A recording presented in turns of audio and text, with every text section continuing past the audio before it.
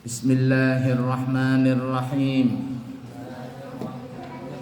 Alhamdulillahi rabbil alamin. Allahumma fasalli wa sallim ala sayyidina Muhammadin wa ala ali sayyidina Muhammadin. Qala al-muallifu as-sayyid Hasan bin Ahmad bin Muhammad Al-Kaf fi kitabihi At-Taqriratu As-Sadidatu hafadhahullahu ta'ala wa nafa'na bihi wa bi'ulumihi fid din wad dunya wal akhirah. Pada pertemuan yang lalu kita telah membahas tentang sunnah-sunnah sebelum wudu, sunnah-sunnah di dalam berwudu. Nah, sekarang kita akan membahas sunnah-sunnah umum di dalam wudu. Jadi kalau kita mau berwudu kondisi bagaimanapun, ini sunnah secara umum mesti dilakukan. Kalau kemarin kita dari membasuh kedua telapak tangan, berkumur-kumur, masukkan air ke hidung, menghembuskan air dari hidung, ya, terus sampai membasuh kaki dan juga sampai setelah berwudu. Kita sudah bahas. Nah, sekarang kita bahas secara umum.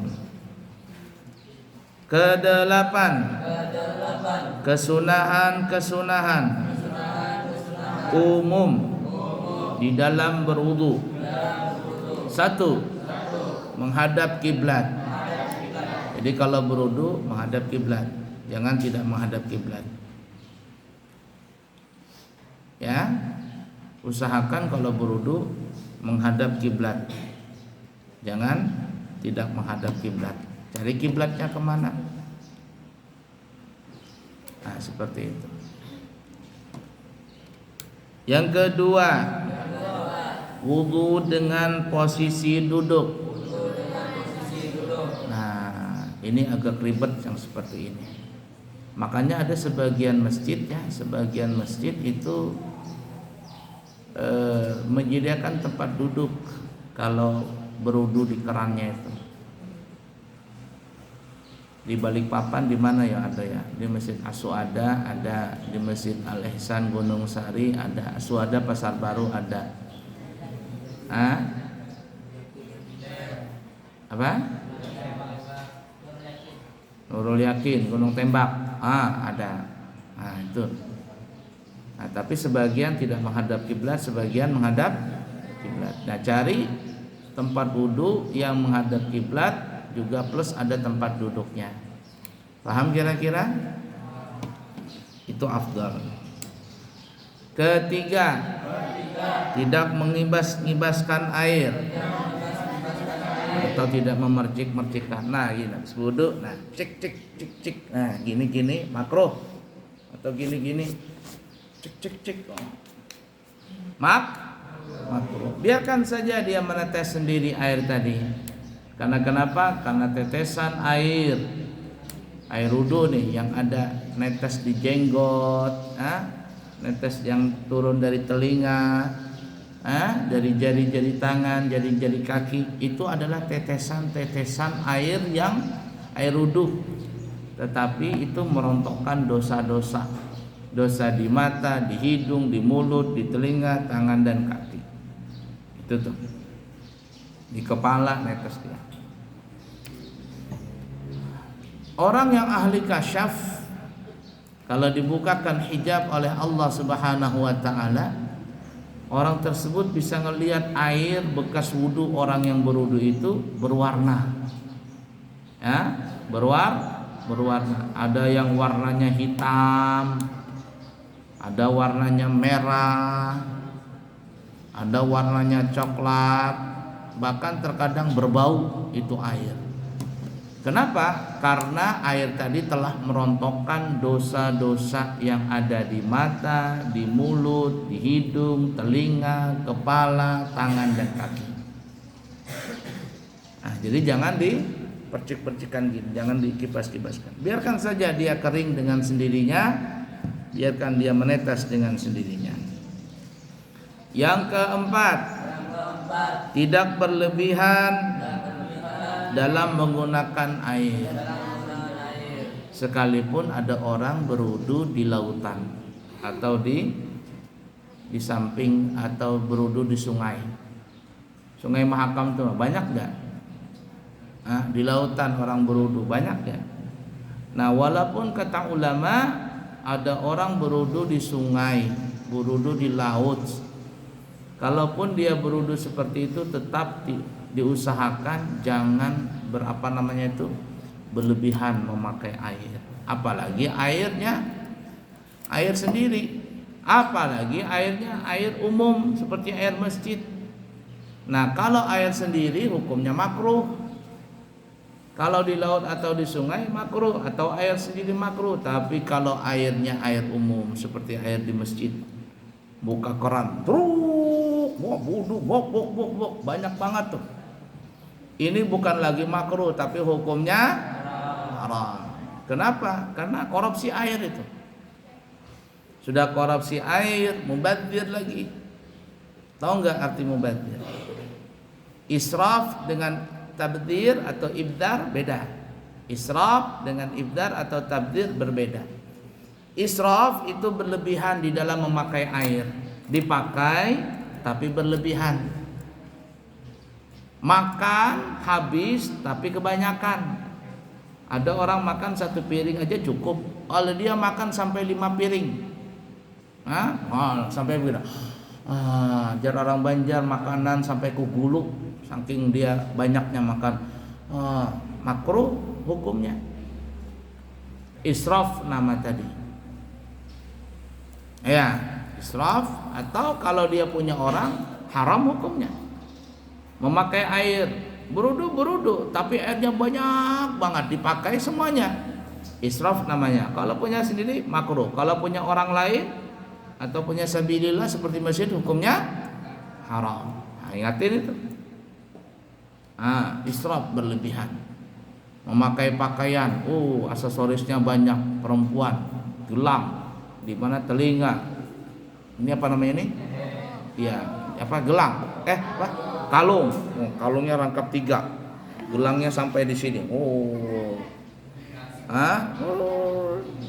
Mau beli untuk berapa untuknya sebiji? Ngasih ngeliatkan tangannya sama gelangnya. Banyak banget emasnya. Israf namanya. Yang penjualnya orang Madura, perempuan. 1.000 rupiah sebiji katanya.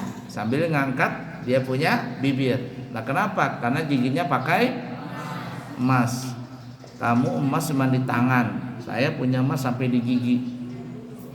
Nah, gigi aja emas, apalagi yang lainnya.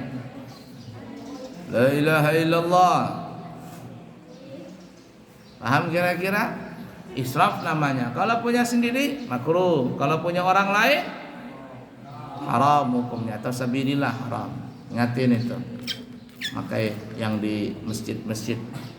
Makanya terus terang Abuya pribadi kalau seandainya memakai punya masjid, semuanya buang hajat atau berwudu pakai air masjid, atau di situ dibolehkan mandi nih, ada tulisannya dibolehkan mandi, Abuya boleh mandi. Tapi setelah itu Abuya bayar, Abuya sumbang 10-20 ribu. Untuk apa? Kalau memakai airnya berlebihan. Kamu bagaimana masuk WC umum? Bayar berapa kalau masuk WC umum? 2.000. Kalau buang hajat 5.000 hajat besar. Kalau mandi 10.000. Kalau mandi buang air kecil, buang air besar. Nah, itu tuh perlu diperhatikan masalah itu. Ingatin ya. La ilaha illallah. Yang kelima, tidak berbicara saat wudu. Siapa yang suka bicara sambil berwudu bicara? Nah, wudu sambil bicara, apakah yang dibicarakannya? Nanti kita habis ini makan yuk, kita belanja di warung sambil berwudu sambil bicara, hukumnya makruh. Kalau yang dibicarakannya gosip, fitnah, ngerumpi, maka hukumnya haram. Ya, dirumpiin orang sambil berwudu ngerumpi, menggosip. Siapa yang suka gosip? Nah, haram hukum. Tapi terkadang berbicara saat wudu hukumnya bisa jadi sunnah. Kapan berbicara wudu itu? Berwudu berbicara hukumnya sunnah, yaitu membaca doa. Ketika basuh wajah ada doanya, tangan, kaki kita sudah sebutkan kemarin tuh. Maka hukumnya sunnah. Ada kalanya berbicara bisa jadi wajib. Saat berwudu nih berbicara bisa jadi wajib. Kapan itu? Mencegah orang dari bahaya.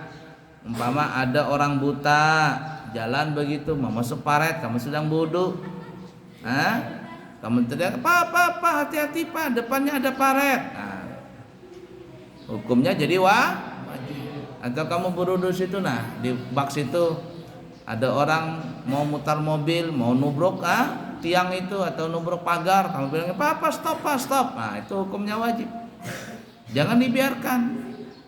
Dan kasih tahu orang. Supaya apa? Supaya orang jangan celaka. Nah, berbicara seperti itu hukumnya menjadi wajib. Nah, yang keenam, meletakkan tempat air yang diciduk di sebelah kanan, sedangkan tempat air yang dituangkan seperti kendi di sebelah kiri. Nah, kalau seandainya ini berwudu manual, pakai ember.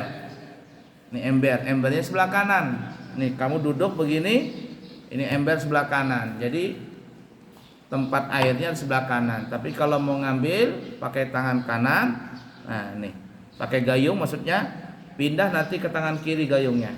Nah, yang menyiram tangan kiri, yang menggosok tangan kanan. Tapi sedangkan tempat airnya ember atau apa sebelah kanan, taruh gini, ambil, set pakai tangan kanan, paham? Pindah tangan kiri, kemudian tuangkan. Nah, ini kalau belum habis taruhnya di sebelah kiri. Nih gayung ini kalau belum habis sebelah kiri. Atau orang berwudu pakai kendi, kendinya embernya di sini, dituangkan air dalam kendi sebelah kanan, embernya tuangkan, kemudian pakai kendi.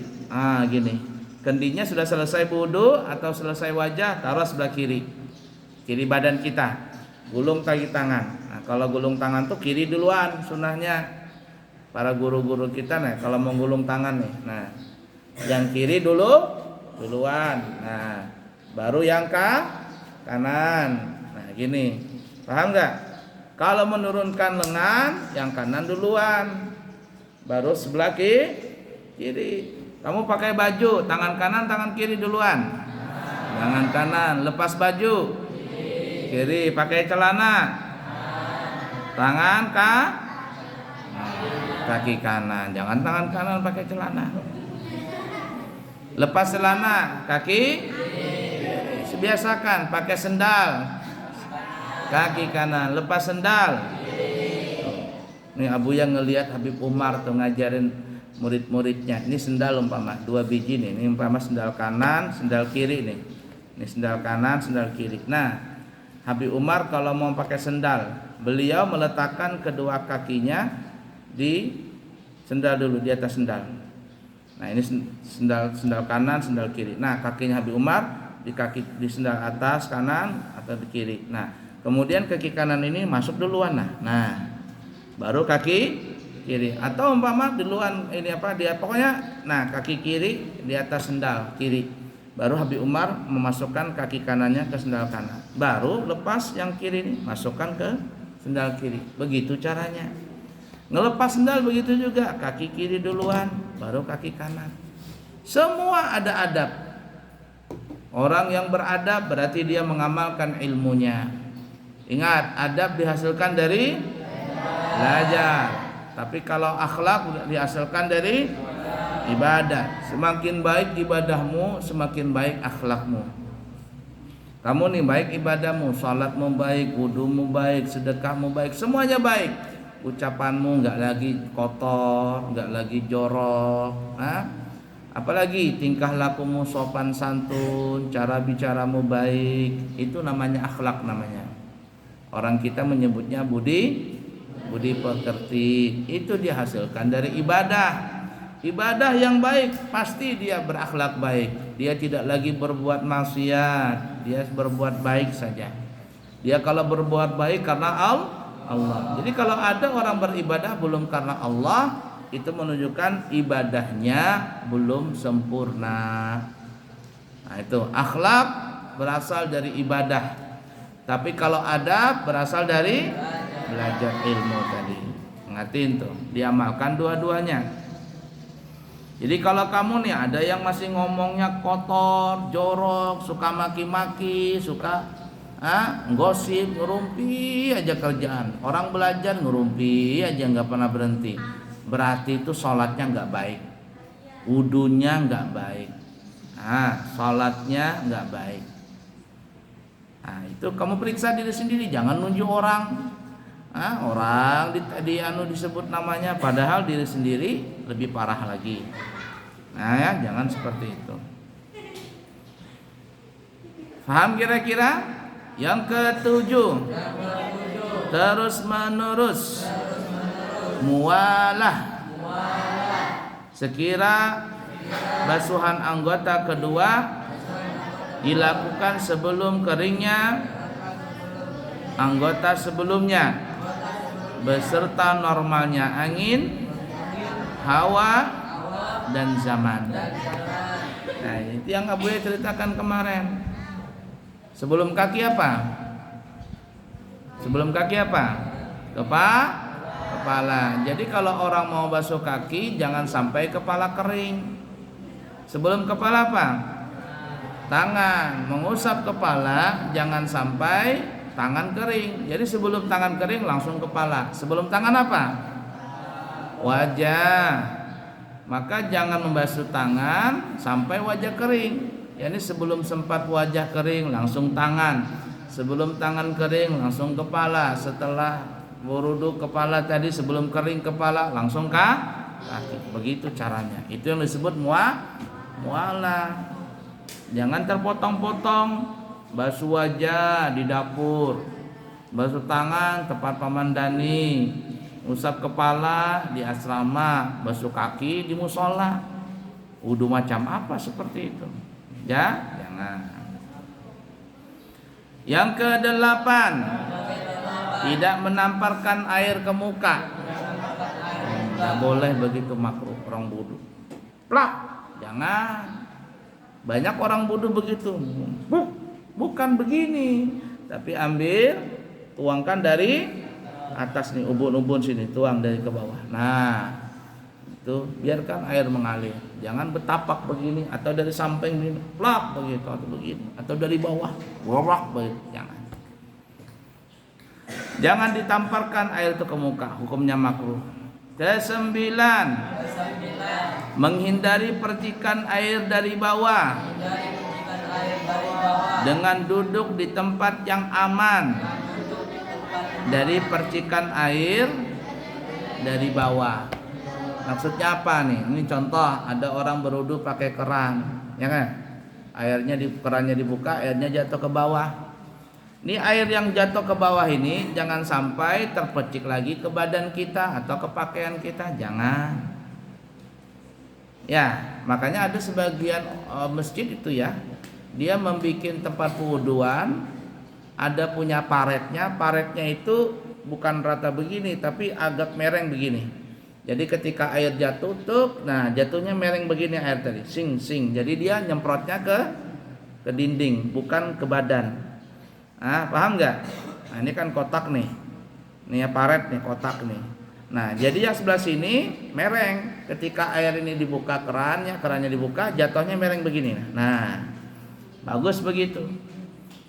Nah, atau kalau memang rata tempat pembuangan airnya ini, selokannya ini, paretnya ini, pembuangannya lancar. Jangan menggenang, wudu menggendang airnya jangan.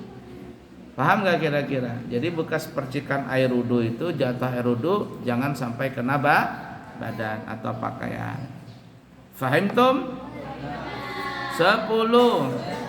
Tidak meminta tolong untuk membasuh atau menuangkan air ke anggota badan kecuali ketika ada udzur. Mentang-mentang bos, ridho bos gengnya. Jamil, sini Jamil. Ada apa bos? Kamu wudukan aku. Si Ridho diwudukan sama Jamil. Jamil menuangkan, si Patih apa sama nama? Patih gosokin badannya si Ridho. Apa itu hukumnya? Tidak boleh, makruh.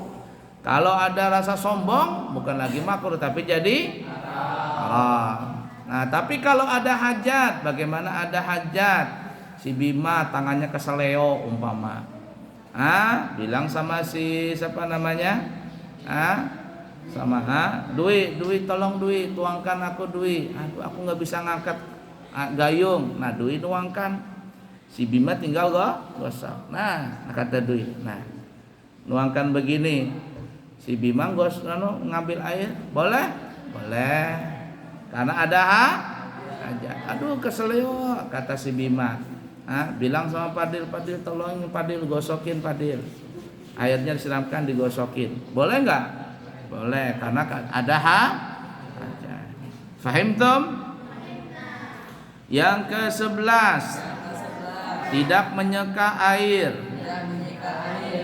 dengan semacam handuk kecuali ada udzur. Habis berwudu nih, ada surban atau handuk.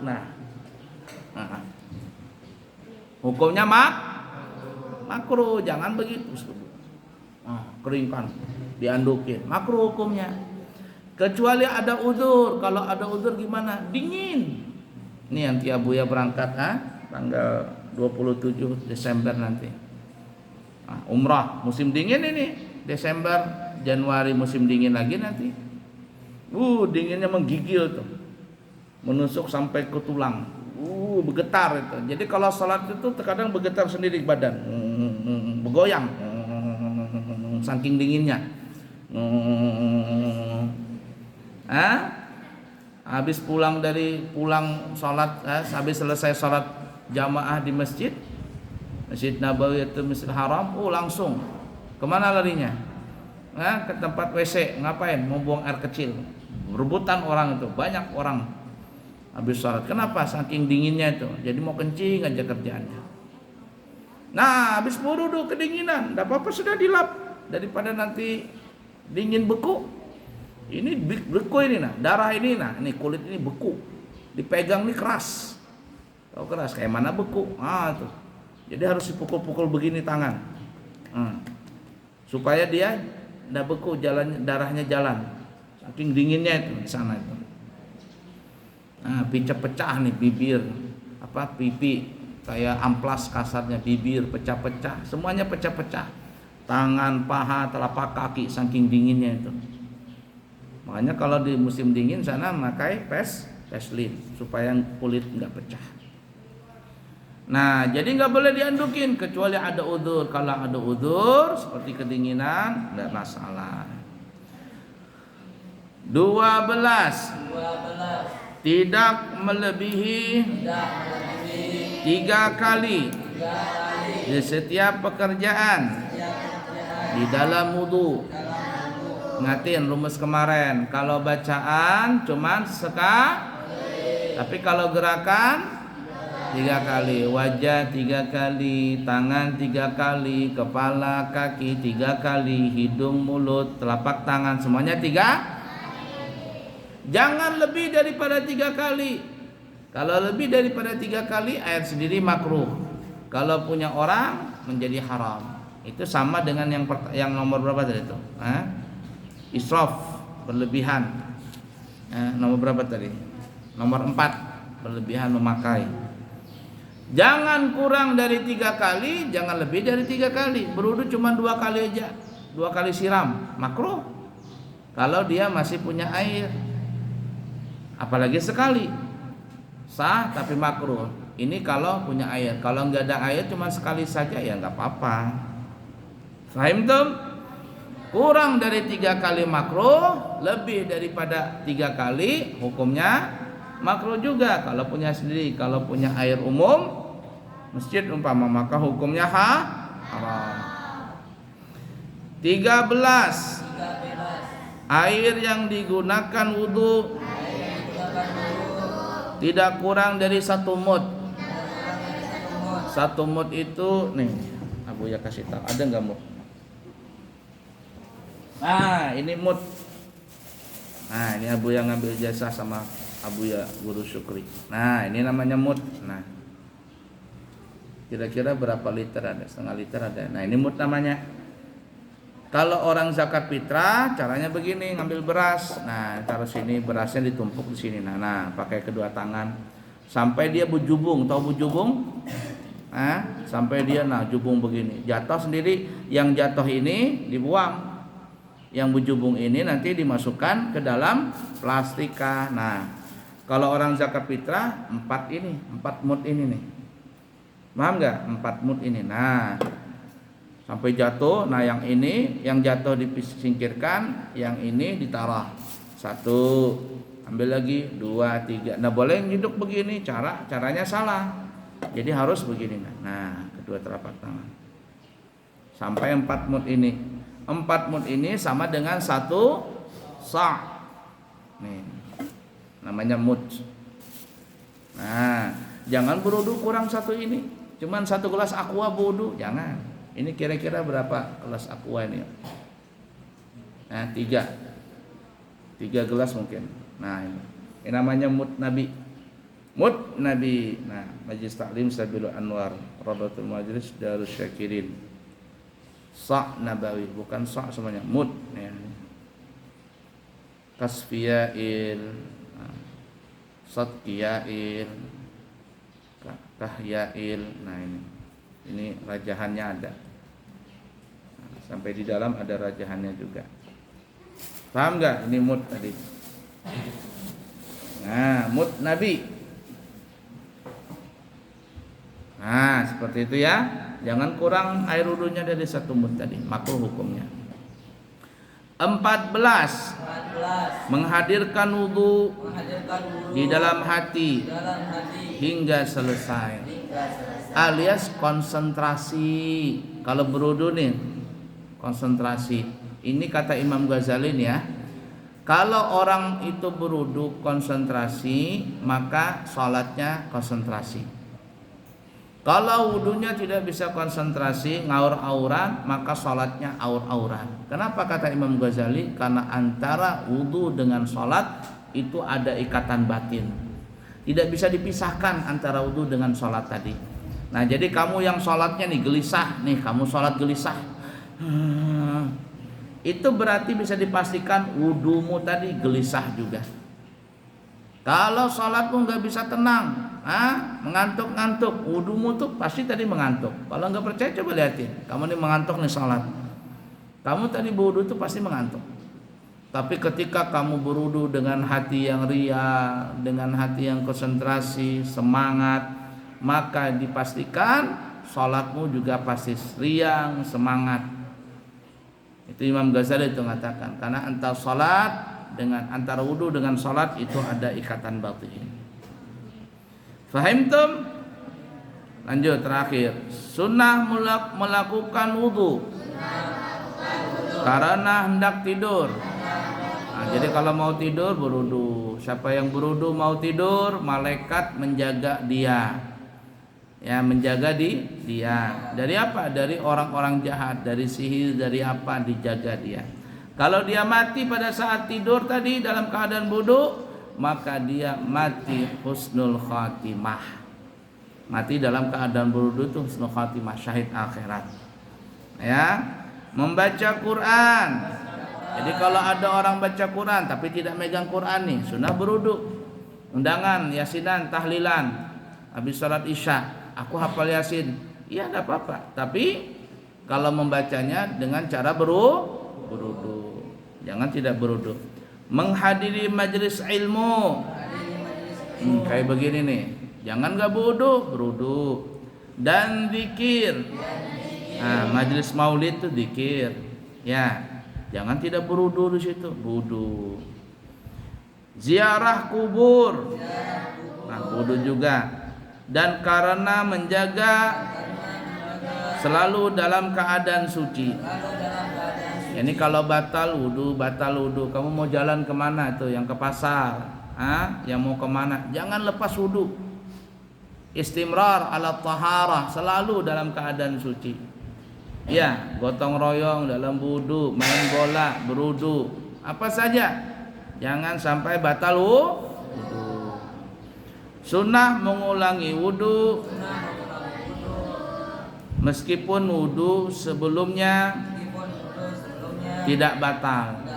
Nih ada nih santri umpama sholat zuhur begini masih berwudu. Habis itu istirahat. Duduk tapi nggak batal sampai asar. Aku belum batal wudu zuhur tadi. Maka kalau dia mau salat asar dianjurkan wudu lagi walaupun belum batal. Ini namanya nanti tajdidul wudu. Niatnya nanti aku niat untuk memperbaharui wudu. Itu caranya. Aku niat untuk memperbaharui wudu. Fahimtum?